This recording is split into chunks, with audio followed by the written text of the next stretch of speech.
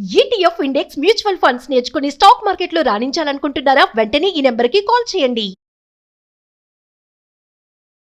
Hello నమస్తే, welcome to Suman TV. ప్రస్తుతం మనతో పాటు స్టూడియోలో మోటివేషనల్ స్పీకర్ రామ్ మెట్టు గారు ఉన్నారు. వీరితో కొన్ని విషయాలు మనం ఈరోజు షేర్ చేద్దాం. హలో రామ్ గారు, నమస్తే. నమస్తే అండి. యా, సో టెక్నాలజీ అయితే బాగా ఫాస్ట్గా గ్రో అవుతుందని మనం అందరం చూస్తున్నాం. లైక్ చాట్ జీపీటీ దగ్గర నుంచి కూడా ఇప్పుడు ఏఐలోకి వచ్చి చాలా ఫాస్ట్ ఫార్వర్డ్ వెళ్ళిపోతున్నాం మనం అందరం. బట్ ఈ స్టేజ్లో మనము దానికి ఎడిక్ట్ అవుతున్నాము అండ్ దానికి బానిసలుగా అవుతున్నాము అని కూడా అనుకోవచ్చు. ఎందుకంటే ఐ హర్డ్ ఇన్సిడెంట్, లైక్ అంటే ఒక 56-year old మ్యాన్ తను చాట్ జీపీటీలో ఇచ్చిన తన ఇన్స్ట్రక్షన్స్ ఆర్ వాయిస్ అవన్నీ విని అది చూసి తన సొంత అమ్మనే చంపేశాడు అండ్ తర్వాత తను కూడా చంపాడు.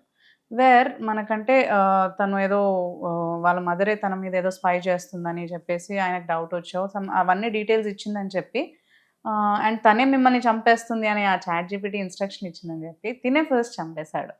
సో టెక్నాలజీ మీద అంత డిపెండెన్సీ అండ్ దాని మాట అంతగా వినాల్సినంత బానిసత్వగా మైండ్ ఎందుకు అలా మారిందంటారు అసలు? వన్ థింగ్ అండి, ఒక పర్సెప్షన్ ఏంటంటే జనాలందరికీ కంప్యూటర్ తప్పులు చేయదు.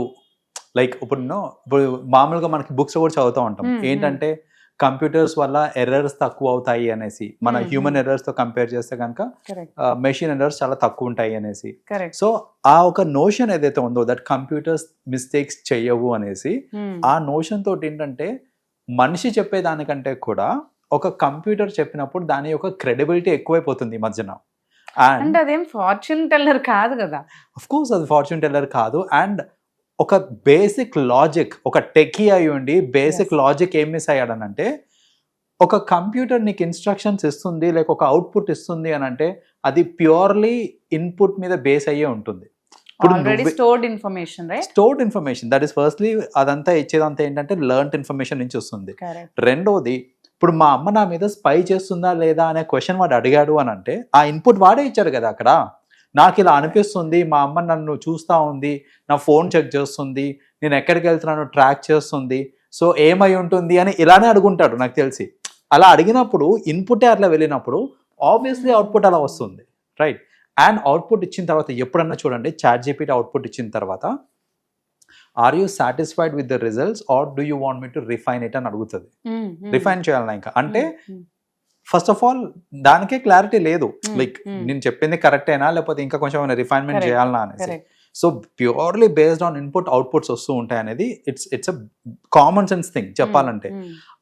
అంత ఎక్స్పీరియన్స్డ్ టెక్కీ అయి ఉండి 56 years old అంట, చిన్నపిల్లడు కూడా కాదు, కొన్ని ఫ్రెషర్ కూడా కాదు. లాంగ్ ఇయర్స్ ఆఫ్ రిలేషన్షిప్ ఉండుంటుంది వాళ్ళ మదర్ తో తనకి. ఎగ్జాక్ట్లీ. సో మదర్ తోటి రిలేషన్షిప్ ఎప్పటి నుంచో ఉండి ప్లస్ టెక్నాలజీలో ఎప్పటి నుంచో వర్క్ చేసుకుంటూ ఈ ఒక చాట్ జీపీటీ ఇచ్చిన ఇన్స్ట్రక్షన్స్ ని బేస్ చేసుకొని ఫస్ట్లీ వాళ్ళ అమ్మని చంపడం అనేది అది ఘోరం.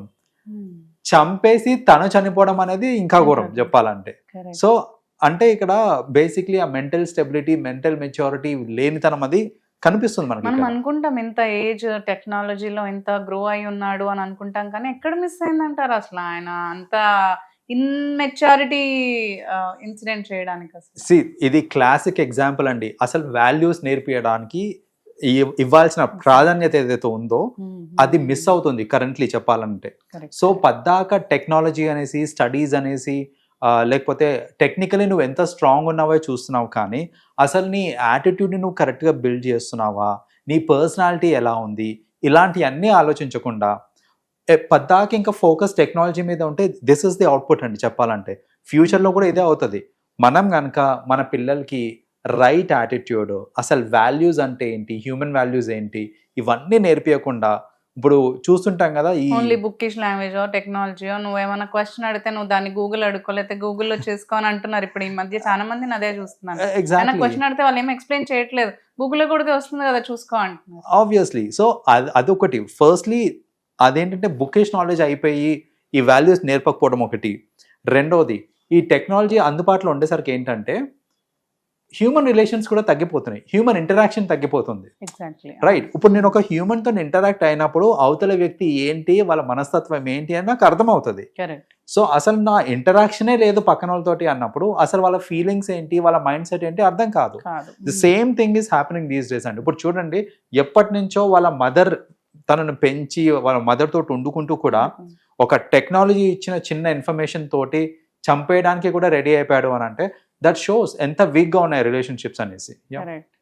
సో ఇలా టెక్నాలజీకి బానిస అయిపోయి అది చెప్పిందే వేదము, అది చెప్పిందే కరెక్ట్ అని అనుకోవడము, అండ్ మన విచక్షణ లేకపోవడము. సో ఇవన్నీ ఏంటంటే ఇలాంటి వాటికి దారితీస్తూ ఉంటుంది.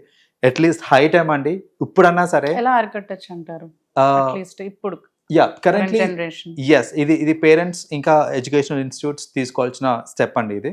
దీనికి ఏంటంటే ఫస్ట్ ఆఫ్ ఆల్ ఎడ్యుకేషనల్ ఇన్స్టిట్యూట్స్లో కూడా టెక్నాలజీ ఎలాగైతే శ్రద్ధగా నేర్పిస్తున్నారో అంతే శ్రద్ధగా అసలు హ్యూమన్ వాల్యూస్ ఏంటి, ఈ మైండ్ సెట్ అనేది ఎలా ఉండాలి, సో రిలేషన్షిప్స్ ఏంటివి, సొసైటీ ఏంటిది, మనం సొసైటీకి ఎలా కాంట్రిబ్యూట్ చేయొచ్చు, ఇలాంటి అంశాల మీద ఫోకస్ అనేది ఉండాలి. Just not at schooling level అండి, ఇంట్లో కూడా ఉండాలి. ఎందుకనంటే ఇంట్లో మనం చూస్తూ ఉంటాము చాలామంది పేరెంట్స్ ఏంటంటే నేను చాలా మంచి స్కూల్లో వేసాను మా పిల్లల్ని అని చెప్పేసి ఇంక వదిలేస్తారు గాలికి. స్కూల్లో ఎంతవరకు చెప్పాలో అంతవరకు చెప్తారు అంతే. సో ఇప్పుడు మన పార్ట్ అనేది it is always there to be, దాన్ని ఎవరు రీప్లేస్ చేయలేరు. సో యాజ్ పేరెంట్స్ మనం ప్లే చేయాల్సిన పార్ట్ని ప్లే చేయాలి.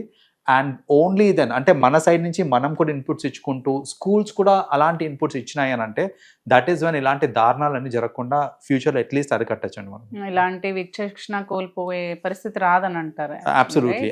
సో బేసిక్లీ మనం టైం స్పెండ్ చేయాలి అని అంటున్నారు. ఇంటరాక్షన్స్ అండి, it's all about human interactions. అది ఫ్రెండ్స్ మధ్యన కావచ్చు, ఫ్యామిలీ మధ్యన కావచ్చు.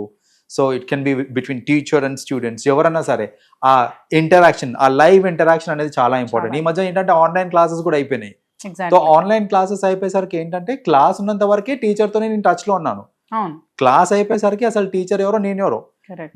మన డేస్ లో అట్లీస్ట్ అలా కాదు కదా. అట్లీస్ట్ వీ హ్యాడ్ టీచర్స్ ఏంటంటే టీచర్స్ అంటే భయం ఉండేది, రెస్పెక్ట్ ఉండేది, కొంచెం అన్న వాళ్ళు ఎక్కడన్నా కనిపించినా కానీ ఇంటికి వెళ్ళిపోయే పరిస్థితి వాళ్ళతో. ఎస్, అండ్ టీచర్స్ కూడా అండి. ఇప్పుడు చూడండి, నాకు ఐ రిమెంబర్ మా సైన్స్ టీచర్, ఇంగ్లీష్ టీచర్, వీళ్ళందరూ ఏంటంటే వాళ్ళ సబ్జెక్ట్ వరకే చెప్పడం కాదు, వాళ్ళు మనల్ని చూసి అబ్జర్వ్ చేసి ఎక్కడైతే షార్ట్ ఫాల్స్ ఉన్నాయో అక్కడ ఇంప్రూవ్ చేసుకోవడానికి వాళ్ళు ఇచ్చే ఎంకరేజ్మెంట్, యూనో ఏదైనా టెస్ట్లో ఫెయిల్ అయితే వాళ్ళు అదేం పర్వాలేదు నెక్స్ట్ టైం ఇంకా try చేయనేసి.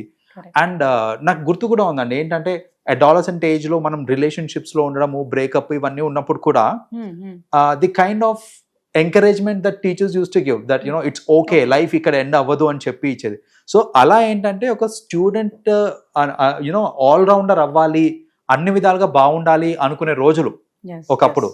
Currently because of this digital technology, online classes ఇవన్నిటి వల్ల ఏంటంటే అలాంటి interaction absolutely. So there is no human interaction. Subject చెప్పినంత వరకే నువ్వు నా స్టూడెంట్, క్లాస్ ఎండ్ అవ్వగానే నువ్వు ఎవరో నేను ఎవరో. ఇలాంటి సిచ్యువేషన్ వచ్చేసరికి ఏంటంటే ఇన్పుట్స్ కూడా మంచి inputs which are to be given to students అలాంటివి రాకుండా అయిపోతున్నాయండి. థ్యాంక్ యూ రామ్ గారు, thanks for sharing the information. You welcome అండి.